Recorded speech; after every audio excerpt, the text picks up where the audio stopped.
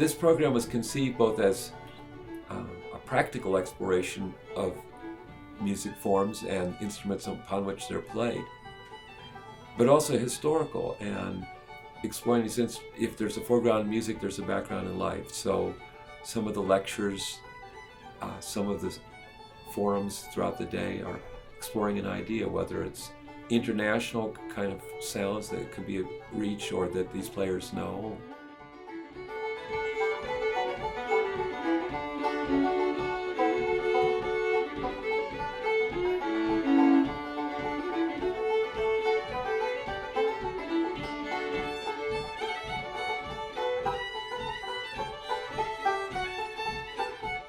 So it's a broad set of interests in a number of different instruments taught by expert players who are themselves, each of them, committed to teaching, and the relationship with the teachers and students becomes very strong.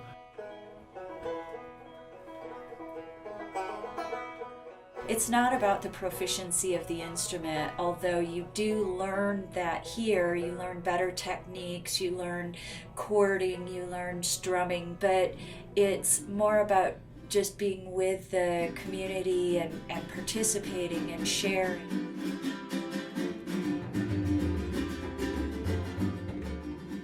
I think the most attractive thing about the American Roots program here at Rocky Ridge is that the student-to-teacher ratio is so small. So, there's a couple students for every teacher.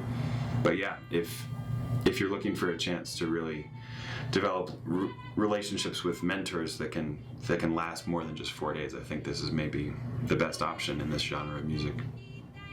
And it doesn't hurt that we're in the Rocky Mountains and it's Colorado and beautiful.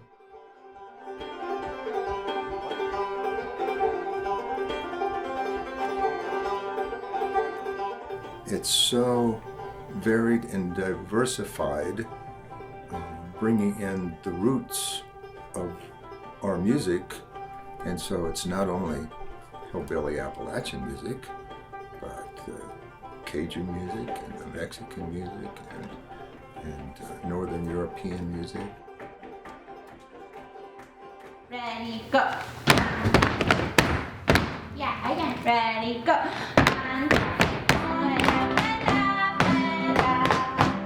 And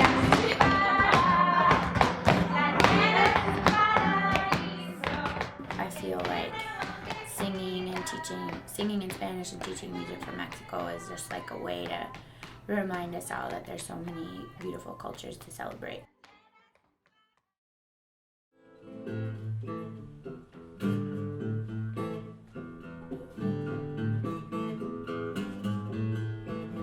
Ain't gonna let nobody turn me around, turn me around.